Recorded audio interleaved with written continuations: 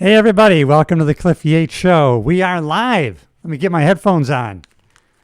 We are live here at the Thousand Islands, as you can see by the scene behind me. And let me apologize. First of all, this is going to be a podcast episode. So those of you who are listening on a podcast platform, I apologize. Please, as soon as you're done listening, head on over to YouTube and you can support the channel. Subscribe and check out the view that I'm showing right now. See, right? This is live, and what you're looking at through my front window is my little dock area that shows our little fleet there, and all we have left for the summer is our Sea Ray there and a little runabout that we use as the backup for the Sea Ray in case it goes down. So I'm glad you're all here, and first of all, I want to thank you. I want to come to you with an attitude of gratitude. Those of you who are already following the show, and if you're new to the channel, I'm Cliff Yates. Please subscribe to the channel, support the show, and if you're listening or watching on YouTube, subscribe to the channel. Tells the computer that people are interacting with the show, and they will show it to more people, and we're gonna grow the show, as people often say. So I do have a few notes to go over here. You know, and I listed on the thumbnail.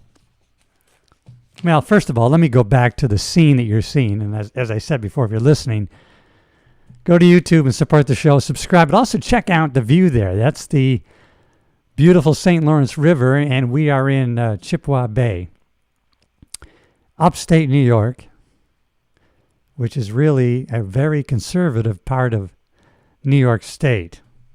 And it's really obvious if you drive around the countryside here. It's just amazing because you drive around the countryside here. First of all, you see a lot of Amish, and it's really, really rural upstate New York. And if you're watching here live, you know, please leave a comment, submit a question if you want. And it's really, really, as I'm going back to what I was saying, it's really rural. You see the Amish. You see a lot of Trump Vance signs. You don't see any Harris signs, but you do see a lot of Trump Vance signs.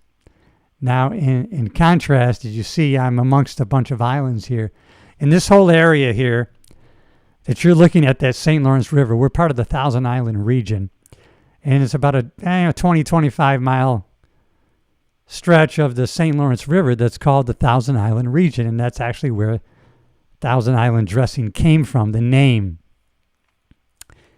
And not all, most, as I said, the area up here, and our Congresswoman is Elise Stefanik, obviously a Trump supporter, very conservative. But most of the islanders, they are not conservative. They are from Connecticut, Vermont, Massachusetts, a lot of your liberal blue states.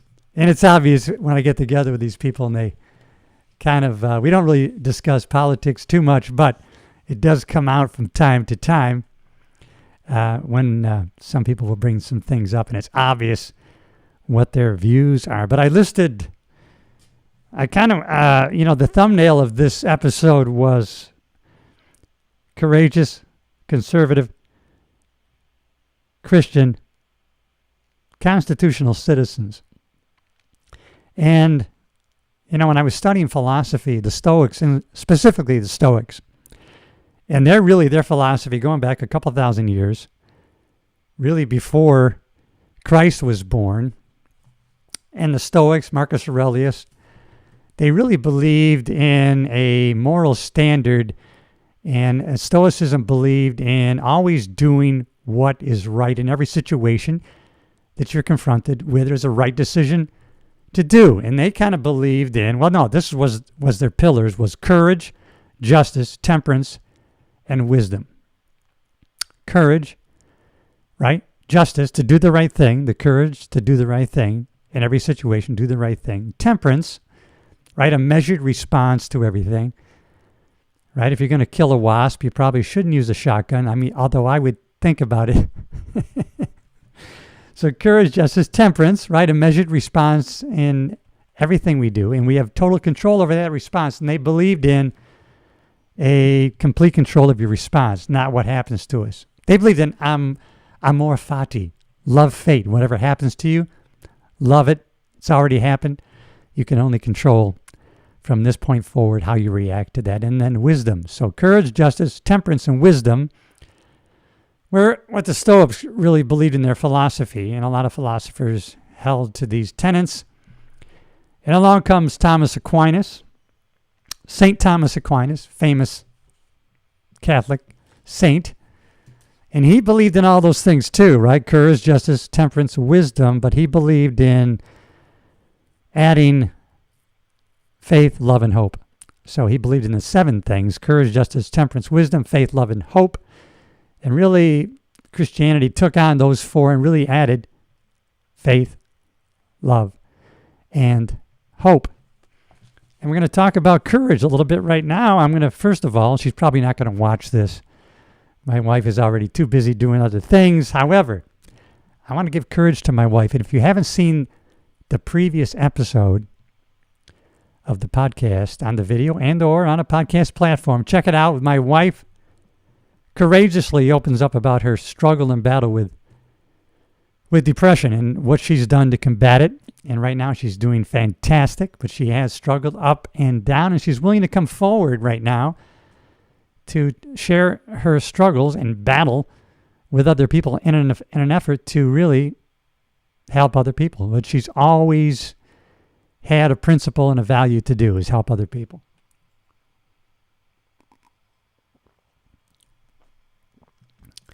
But she was very courageous to come forward and discuss her bouts of depression and what she's done to combat it. The things that she had to do was relying on her faith, friends, family, medication.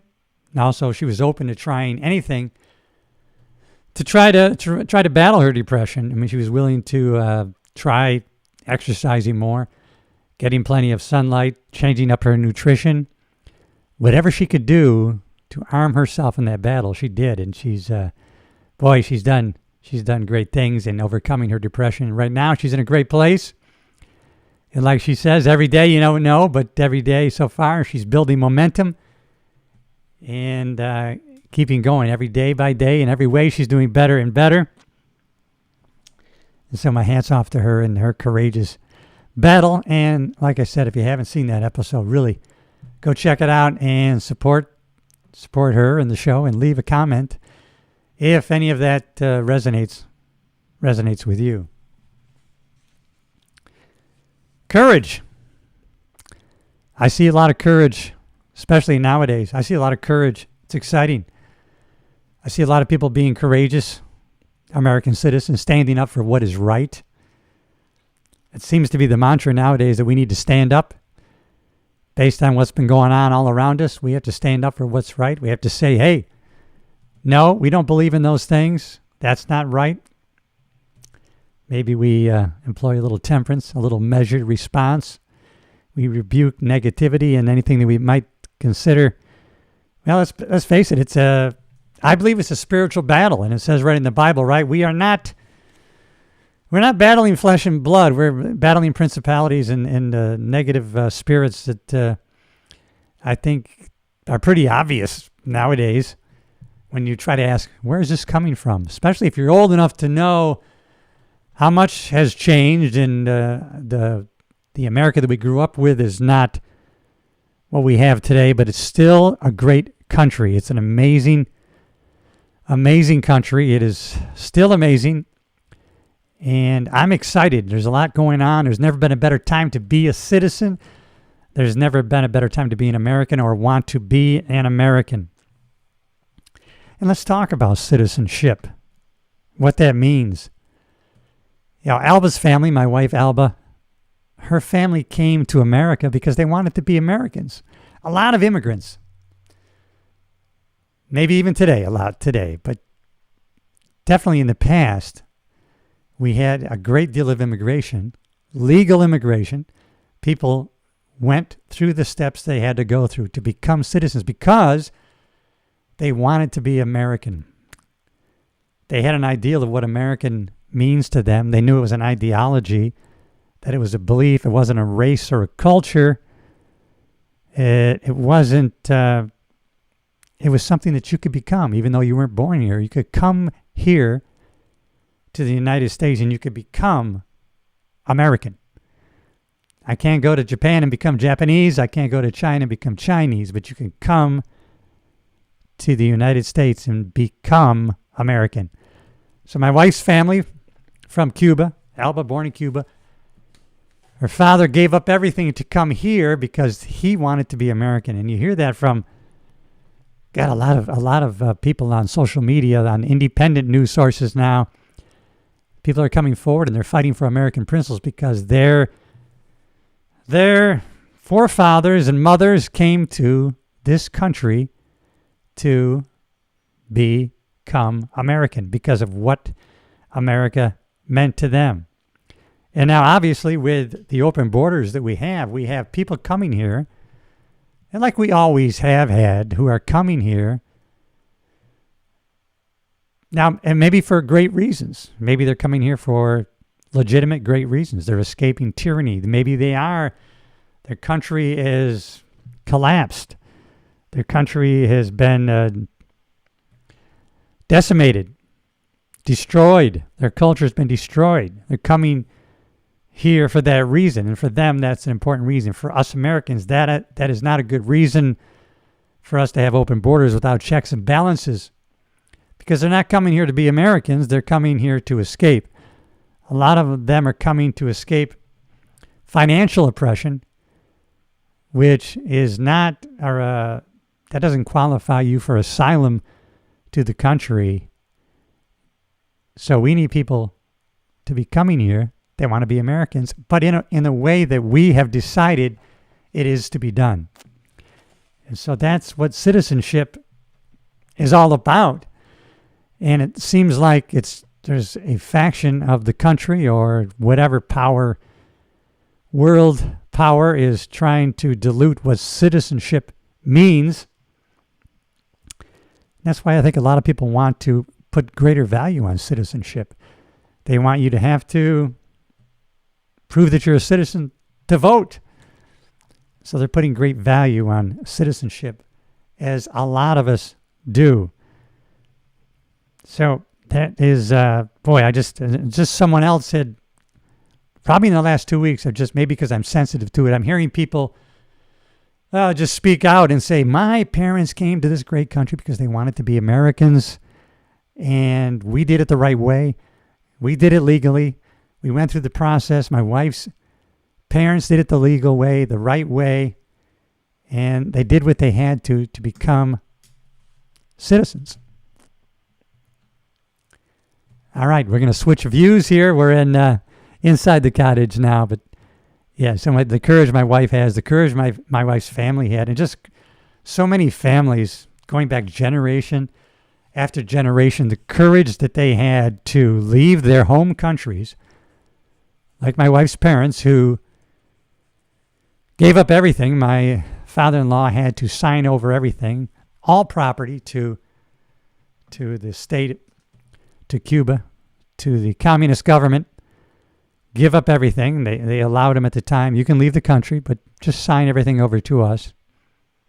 And then they had to do that years in advance, right? The communist government comes over to your house and they take an audit. Okay, you have this many pencils, you have this many hoses, and you have 10 rolls of toilet paper. And when you leave, we are coming back to take possession of your property, and all of these things better be there, or you won't be allowed to go. So that's what he had to do at age, I think, 47, 48 years of age, give up everything, come to America with a few bucks in his pocket.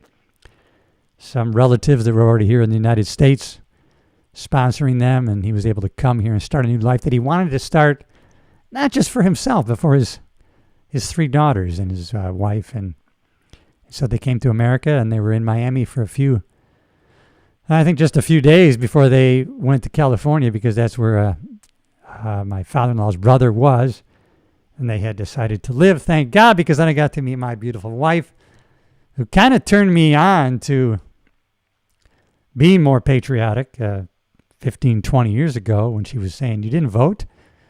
Nah, it doesn't make any difference. We're in California. You should value voting. You're in this beautiful country, and you have the right to vote. We came from a country where you didn't have a right to vote, or your vote didn't count, or you didn't have a say. You couldn't speak your mind. You didn't have freedom of speech. You had to speak behind closed doors. You had to have fear that the government might hear you, someone might report you, and you could be killed. And so she was emphatic on advising me to be more patriotic.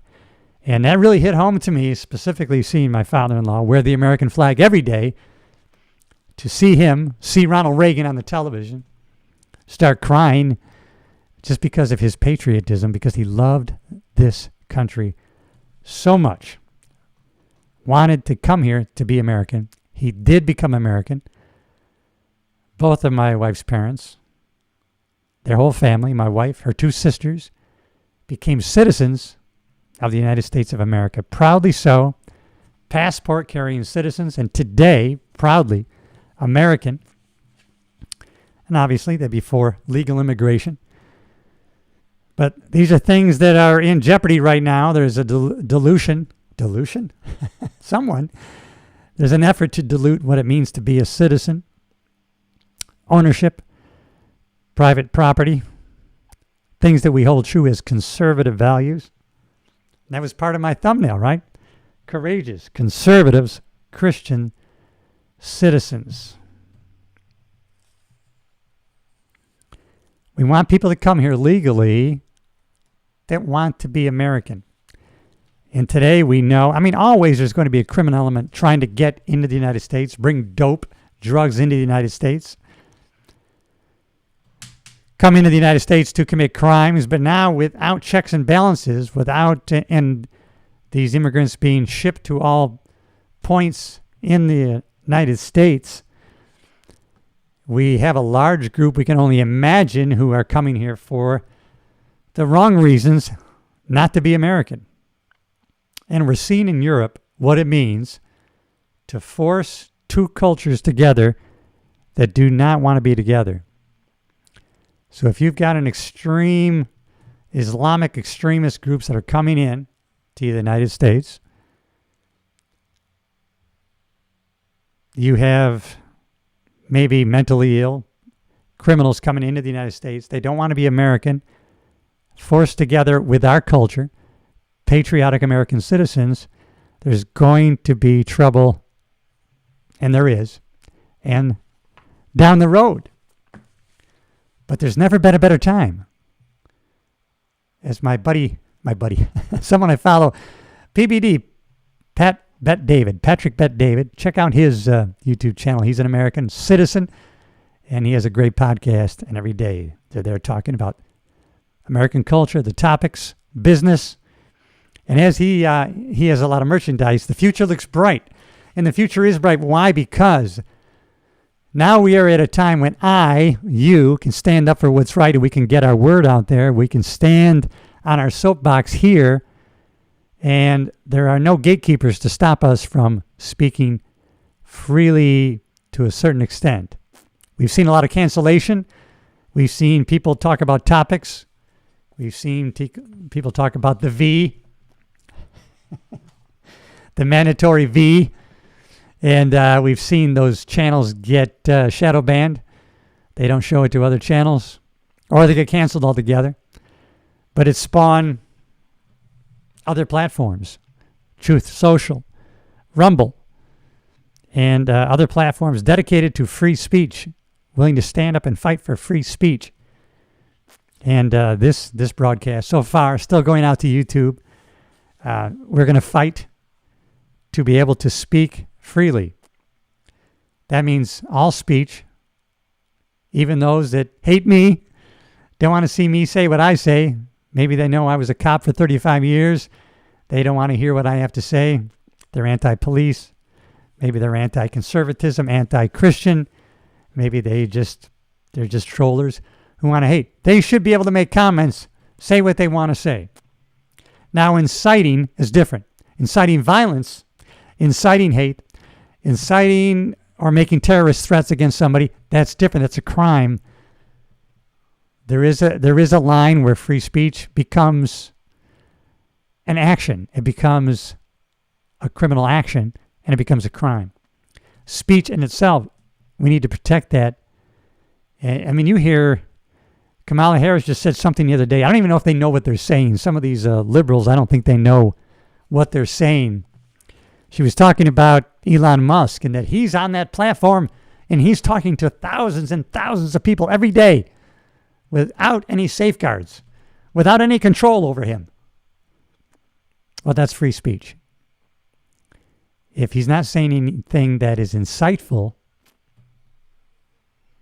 maybe it's hateful, maybe it's, although I haven't seen any hateful speech, who's going to decide what is hateful and what is not hateful? We need free speech in this country, everybody, and we have to stand. And one of the ways we have to protect that is by speaking freely. I used to be one of those who would, I go along to get along. And why? Just because I can, I don't think I should. Right? There's a great saying in philosophy: just because you don't have to have an opinion on everything. You don't have to speak out on everything. But on the other hand, maybe some things I think we're getting to a point where we need to speak out, and that's what I'm doing today. And I encourage you to do that same thing. I love encouraging other people in a positive way, having a positive impact on other people. That's what this show is about. That's what this platform is about. But we are all Renaissance people. We're all multifaceted. We are not just one thing. We are a multitude of ideas, philosophies, and we are not just a one-horse pony. And we all have many facets to us. And so there's nothing wrong with talking about, discussing many different subjects, specifically in this country and what's going on today, and specifically talking about what we think, a lot of us, that there is a spiritual warfare that's going on. To many, it is very obvious what's going on. Going along with that excitement, I have a note here, exciting. It's so exciting to see Robert F. Kennedy Jr., a lifelong Democrat, or you can say independent. I don't think he wanted to be an independent, but he was really forced by the Democratic Party to run as an independent because he wasn't being recognized or interviewed or being allowed to run as a Democrat. So RFK Jr. has joined forces with Donald J. Trump. This is an exciting time. Tulsi Gabbard, who was running for president, from Hawaii, served our country. She's a patriot. She's a veteran, combat veteran. Up until recently, a lifelong Democrat. And she has joined forces with Donald J. Trump. Now, both of these people, RFK Jr., Tulsi Gabbard, and many, many, many, many more, they have not given up their beliefs, their values, and principles. They still have those, but they realized how important it is to come together on the things that we do agree on, the things that we can be together on, the things that we can coalesce, come together as a group to put forward some positive things that we agree on, and while at the same time maybe argue, discuss, ferret out the things that we don't agree on, and maybe come to some kind of cooperative decision. Maybe that we can come to a compromise in other areas where we do disagree. So that's why it's an exciting time that RFK Jr., Democrat, has joined Donald J. Trump for principles and values that he knows or believes he can know. Now, RFK Jr., like myself, we are in the battle.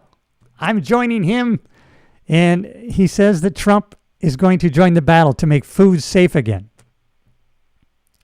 We want a healthy America. We want to make America healthy and strong again.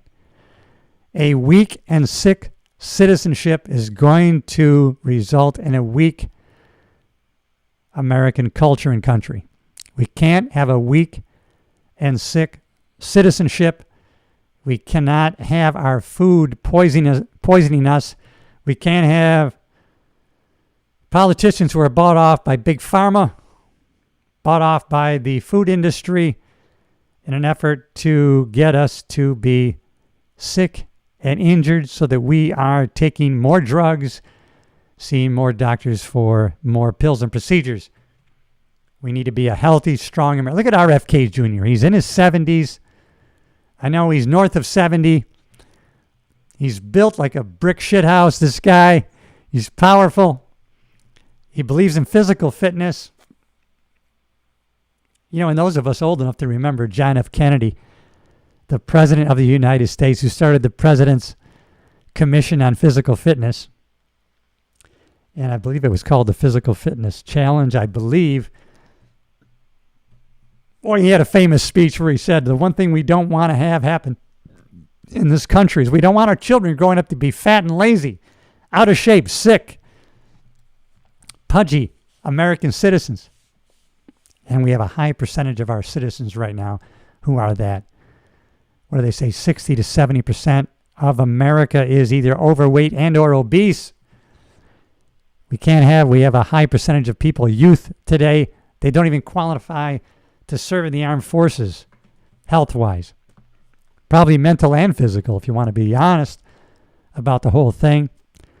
So that's going to be part of my mission, along with RFK. I'm joining him and the Trump regime, who's going to be in office, and it's going to be a turnaround. We're going to be fighting against. It's going to be a health and fitness revolution. That's what it's going to be. We're going to have a strong, fit American citizenship, which is going to make for a strong, healthy American country. And it can only get better and better when we start turning that ship around. And that's what RFK wants to do. That's one of his big agendas. He's big into health and fitness, making food safe. You know, he was a big environmentalist. And that's part of the reason he was a Democrat, was because he's very involved and wants to protect the environment. But he definitely wants to make food safe again. He definitely wants us to be strong and healthy. And he is of a couple R's. So when it comes to health and fitness, he's a role model. The first R is RFK. The first R is RFK. The second R is he's a role model. Look at him. 70s, fit, strong, healthy. The second R he's a researcher. He researches. He knows the numbers. He knows the science of health. He knows the science of nutrition. And the third R, or the fourth if you want to go that way, is he's a reporter. He's telling people, he's speaking out. He wants to take action, and he wants to be involved in getting us started right now on health and fitness, turning the country around, and being strong, health, and fit. RFK Jr., that's one of his main goals in the next administration. He saw that he wanted to be talk about courageous. And I'll speak about that for a minute. So, RFK Jr., a lifelong Democrat,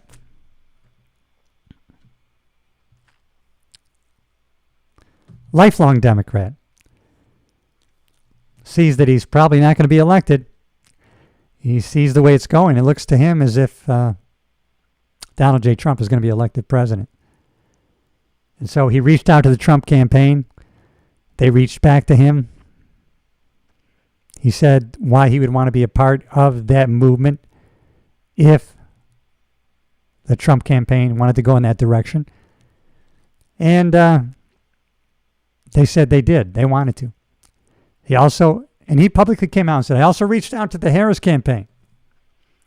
At the time, the Biden-Harris campaign, he reached out to them. They didn't take his call. They didn't return his calls. And so, in order to get his agenda going, to get action taken on it, he has to join forces with Donald J. Trump. Now, Donald Trump has come out and said, I don't agree with everything what RFK says. There's a lot I disagree with him on. RFK, of course, emphatically. A lot. I don't agree with Donald J. Trump. But going forward, I and his campaign, we have talked. We've come together and talked. And we've decided on everything that we do agree on. And we've decided that that's big enough for us to join forces to work on those agendas that we agree on. And the stuff that we don't agree on, we can argue that out. And we can work on that going forward in the new campaign. And Tulsi Gabbard has done the same exact thing. She saw that she was not going to be elected president.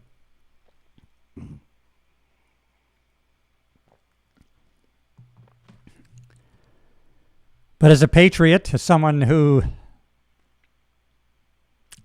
believes in American principles and values, she saw that Donald J. Trump supported the military, built up the military, believed in peace through strength. That's one. All right, let's go right to conservative values. Now that I've gone peace through strength, that's one of the conservative values. Now, I know in my headline, that was part of my thumbnail was courage, conservative, Christian citizenship. We've talked about citizenship. We've talked about, we're going to talk more about Christianity. But let's talk about conservatism more.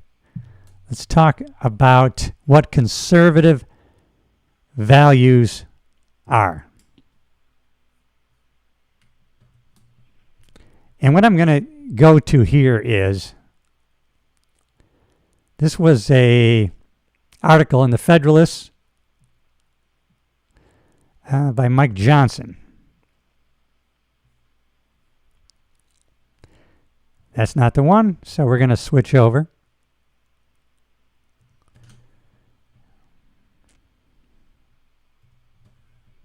All right, this is the power of live television. Live podcast here. All right, here we go. The core principles of conservatism. Mike Johnson posted this. And let's see what we can do here. Number one is individual freedom. I mean, how can you not believe? That's, The birth of our great nation was inspired by the bold declaration that our individual God-given liberties. Our liberties are given to us by God. We're born free. It is not given to us by the government. I think that's what I and a lot of conservative patriots have a problem with. The Democratic Party is they just seem to believe in the government giving and things coming from the government. Your rights are coming from the government. We will take care of you. The government will provide these things for you, which we can see they're not doing. The one thing they should be doing is protecting the country. They're not doing that. You had one job, protect the country. They're not doing it. The same conviction informs our conservative policy decisions. Still today, in America, we proclaim the self-evident truths that all of us are created equal and granted by God the same inherent freedoms, such as the natural and unalienable rights to life, liberty, conscience, free speech, and the free exercise of religion, and the ability to pursue happiness, own property, build wealth, and defend ourselves and our families. The purpose of government is to secure these rights, and the ideas we advance should always aim to maintain and increase the liberty of the American people.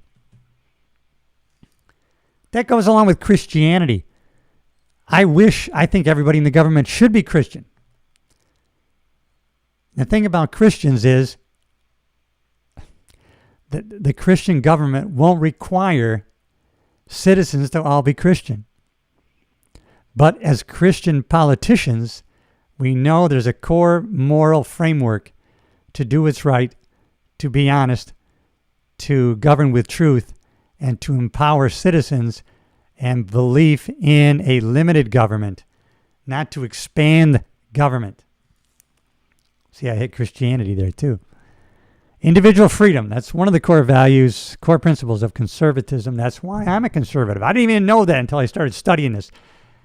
That's what's great about what's been going on the last couple of years. It's making a lot of us stand up, pay attention, hold up to the light what is true, and do our own research. Instead of blindly depending on government officials and politicians. They're taking care of that in Washington. We have local politicians who are protecting my rights. And now we see, wait a minute, we got to pay attention. We got to be active in knowing who we're voting for, what they stand for, and we got to take the proper action, which means voting for the right people, for the right reason and the right way. And we can do this.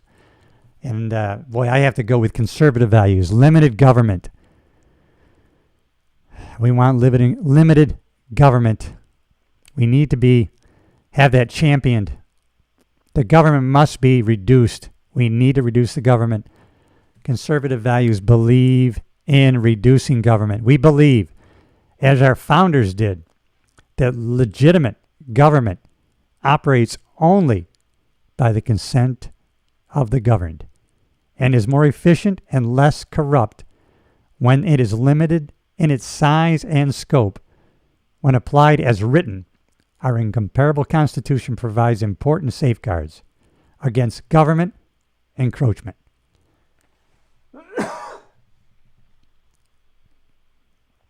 A vital separation of powers and a necessary system of checks and balances. Federalism, decentralized authority, and the elimination of unnecessary regulations and bureaucracy help ensure that government serves the people and not the other way around. The best protection against government is an engaged and informed electorate. That's you and me, everybody. We got to be engaged and we have to be informed. Now, luckily, this is why it's so great that these independent forums, like right here, right now, independent, sharing of information, freedom of speech. People are waking up to the mainstream media's propaganda. In a great sense, they're holding up to the light, looking at what is true and what is not. So we have to be an engaged electorate. And if we are, then we are informed. And part of our responsibility is to inform others by sharing the information. That's what we're doing here. Even though I'm talking to American patriotic citizens, I'm also talking to people around the world. And I'll tell you why that's important. You already know why. Because as we go, so do other countries. That's why a lot of other countries are paying attention to what's going on in this country. We're still the shining light on the hill. I'm telling you right now that we are. People are paying attention and they're watching. They're watching what we're doing and how we're doing it. And we've been in a bad way.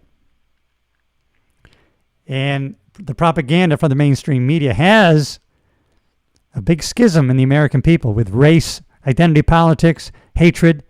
But as you go around the country, as I'm sure you do, you travel, like I travel, you go out and about, and you're seeing predominantly loving, kind, caring people that meet you with a smile. You're not seeing a lot of hatred. You're not seeing a lot of racism. You're not seeing a lot of bigotry. You're not seeing these things because they're not out there to the big extent that they're trying to paint that picture. Well, let's face it, the mainstream media gets eyeballs on their platforms by chaos and showing violence. That's just our nature, right? We want to watch Forensic Files. We don't want to watch Angel Studios, although I do. So, limited government. So we got individual freedom, limited government. The rule of law, everybody. We need law and order.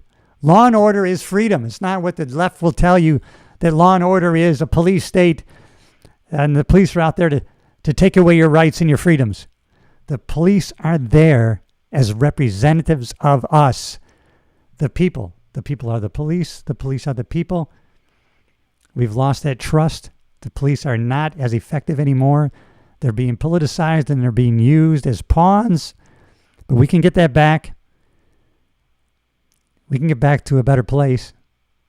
As citizens and police, we can do better, be better to protect rights, to make it safe in the country. The country should be safe. With all our assets, our resources, the country should be safe and spotless. The rule of law. Now, this is a big one for me because I was a police officer for 35 years. Ours is a government of laws and not of men and women. And the rule of law is our foundation.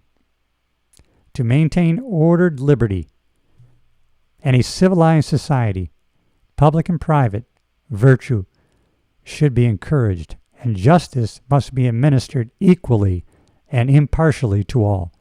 Each branch of government must adhere to the Constitution.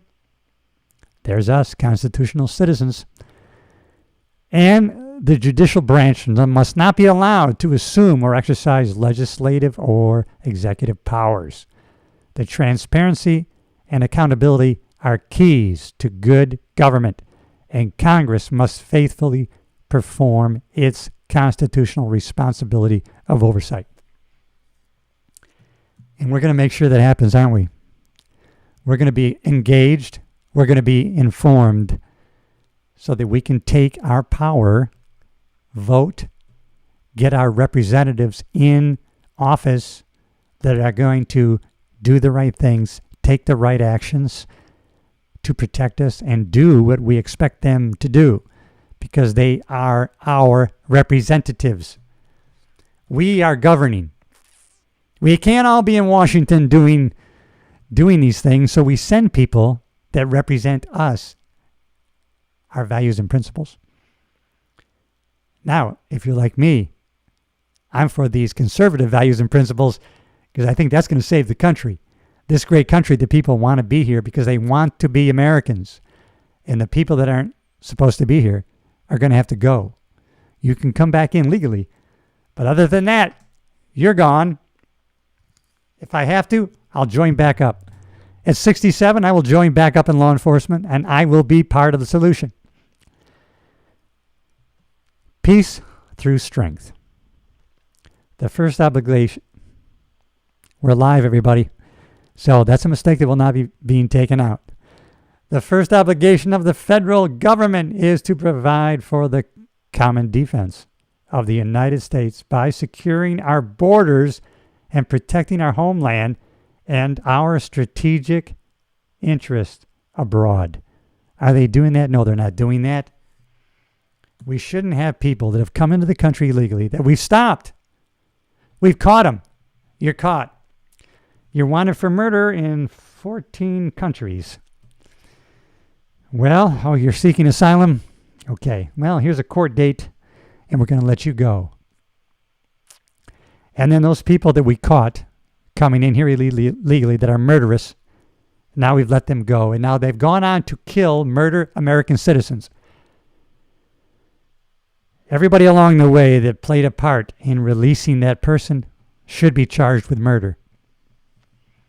They are part and parcel to the crime that the illegals ended up committing. And they should be prosecuted for that. That would be justice, everybody. And if you don't agree with that, I respect your right. But we need peace through strength. The federal government is supposed to secure our borders. They're not doing it. Some of us at one time may have believed that that was propaganda. Maybe that was a lie and not the total truth. People went down there with cameras. Congress people went down there with cameras. People went down there with videos, and we saw what the truth really was.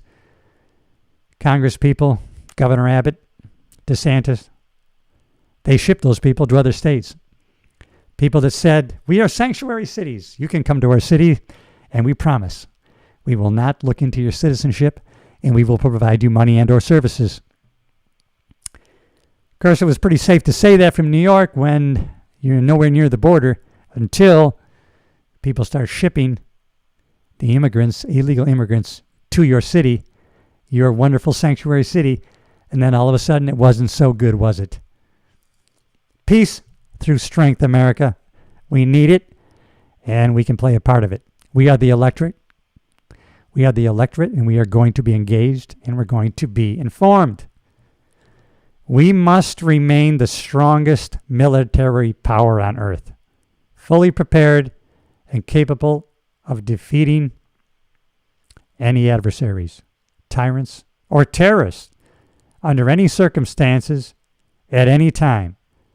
This requires maintaining sufficient investments in our air, land, sea, nuclear, and cyber capabilities. Space Force, for example, to deter foreign aggression, and properly training equipment and supporting our troops and their families, as well as our veterans and our wounded warriors.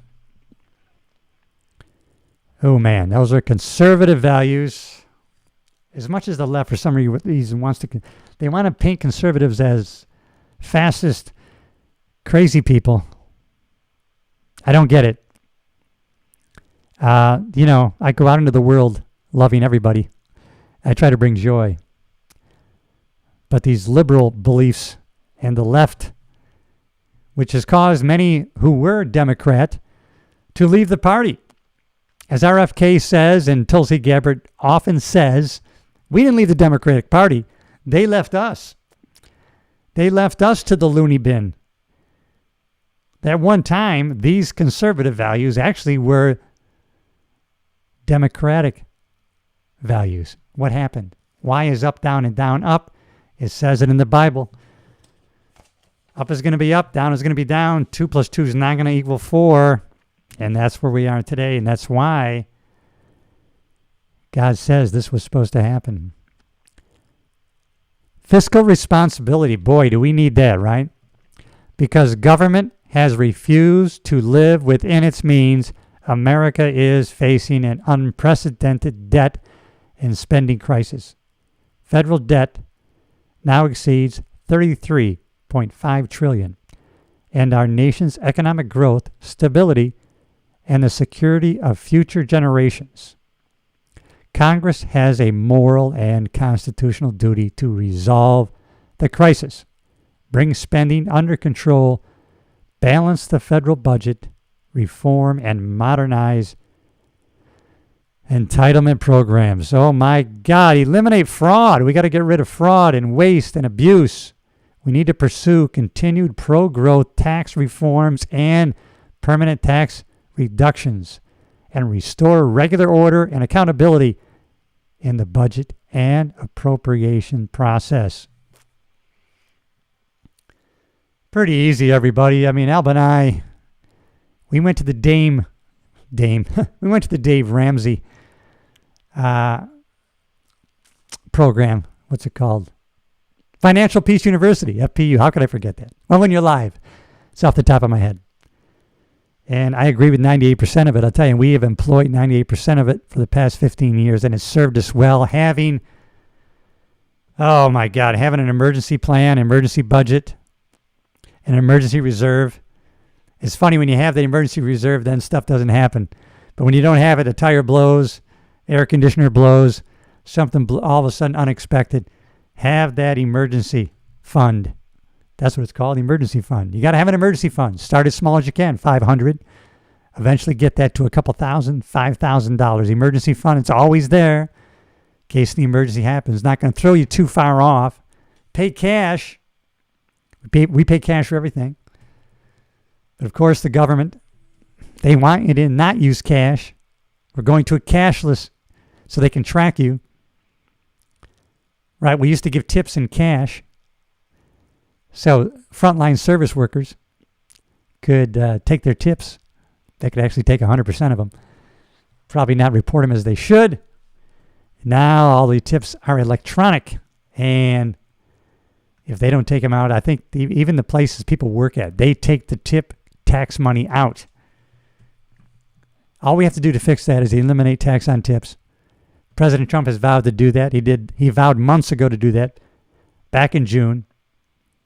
A couple months later, now all of a sudden, Kamala Harris says, I want to eliminate tax on tips. That's funny. I think I heard somebody else say that. But if you want to adopt, well, maybe Kamala Harris will drop out of the race and she will join the Trump team. No, it's not going to happen. Nothing wrong with a little humor, everybody. So free market is next. Free markets. Government often stands as the greatest obstacles to the progress and property of free people. Oh, I'm sorry, I misspoke. Government often stands as the greatest obstacle to the progress and prosperity of free people. Free markets and free trade agreements allow for innovation, improvement, and economic expansion as risk takers, right? As entrepreneurs, we're risk takers. We need risk takers. Look at Elon Musk. He's a risk taker. He made a lot of money. I think he was originally involved in PayPal. He made a big landslide win, took that money, put it into his Tesla, took it in his space program. He was willing to risk it all. We need risk takers. That really, it causes people to take risk and things get invented. We get new medicines. We get new procedures that saves lives. So we need free markets. Got to have free markets. Private sector. Got to believe in that. All right, let's end with this: human dignity. Because all men and women are created equal. At the foot of the cross, all of us are equal. We're all of one plane. We're not of different classes. At the foot of the cross, where Jesus gave his life for us so that we could have eternal life, we're all equal. Human dignity, because all men and women are created equal and in the image of God. Every human life has inestimable, I hope I said that right, dignity and value. And every person should be measured only by the content of their character. A just government protects life, honors marriage and family as the primary institutions of a healthy society, and embraces the vital cultural influences of religion and morality. Public policy should always encourage education and emphasize the virtue of hard work as a pathway out of poverty, with public assistance programs should be reserved only for those who are truly in need. In America, everyone who plays by the rules should get a fair shot. You can't have equal outcome. That's communism. But you should have fair and equal opportunity. Everybody should have a fair shot. By preserving these ideals, by preserving these ideals, we will maintain the goodness of America that has been the secret to our greatness. And we are still great, everybody. Even though Donald J. Trump says to make America great again, we are already great. We are going to maintain that greatness. And how are we going to do that? You already know how we're going to do that. We're going to be engaged and informed. That's part of what my whole channel is about, right? Self-improvement, personal growth, being engaged with other people, relationships, and always growing, becoming more. We set goals to be millionaires, not for the money, but for what we will become in achieving it. If you're a Christian and you tithe 10% of your income to the church, wouldn't it make sense that God would want you to be prosperous? Hey, you're already giving 10% of your $1,000 that you make every year. You give $100 religiously, pun intended. Why wouldn't I want you to make $1 million? Then you're going to give $100,000. And what does that allow the church to do? That allows less government, because now the church can take care of those people who are addicts, who are involved in drugs, who have been involved in crime, and they need a way out. They need a transformation. Now the church has the wherewithal. They have the resources by the grace of the people given to them by God. And so that is a way to have less government, to have more church, the right kind of church, Bible-based church. You know, I follow a lot of gurus. I guess you would call them gurus, personal growth gurus. And if you really look closely, all their principles and values that they tell you about, their success principles and values, it comes from the Bible. Sowing and reaping, working hard, honesty, integrity. Whatever you put your hands to, do it with all your might. And so I really, you know, it's said by many people that the best personal growth motivation book is the Bible. Still the best-selling book in the world, the best-selling that people pay money to buy is the Bible, and it's free. But people pay money, and it's the bestseller, is the Bible. Let's end with this. I really think that J.D. Vance was the best pick. And maybe that's why the left does not want him to, they don't want him to be successful. They call him weird. If you haven't already, go see that movie. You don't have to go see it. It's on Amazon. Hopefully it's still there. Hillbilly Elegy. Glenn Close is in it. It's just amazing. And he agreed to tell that story before he was really prominently in the public eye. Because it could be quite embarrassing, actually, to have that kind of upbringing, kind of abuse. But he overcame, went to the Marine Corps, served the country. Got to love our Marines. You have to. Most of my best friends are Marines or have been Marine. They're Marines. There is no ex-Marines. There's only Marines. My dad was a Marine. I was born in Beaufort, South Carolina because my dad was at Parris Island. J.D. Vance is a Marine. So we know what kind of discipline that he's used to. He was formed by. Then he went on to get his law degree to practice law. He has a wife who is of a different culture. No matter how much they might want to paint him as a bigot or otherwise, or he's not. I think he was the best choice. Even going forward, after Donald J. Trump, he'll be a good choice going forward. And they've taken a lot of what he said. And he said something recently about, that I totally agree with. He said something recently about that shooting in Georgia. And it's so true. I mean, how many school shootings do we have to have before we take full responsibility for the protection of our children? And he made some strong statements. And they took some of those statements and they bastardized them. This is from the Associated Press.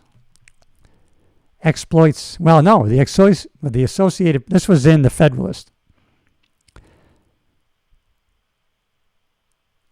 by Brianna Lyman. So really good. Associated Press exploits tragedy to twist Vance's words for election propaganda. Really? Is that what you people stand for? The Associated Propaganda. That's what the AP stands for. The Associated Propaganda. I love that.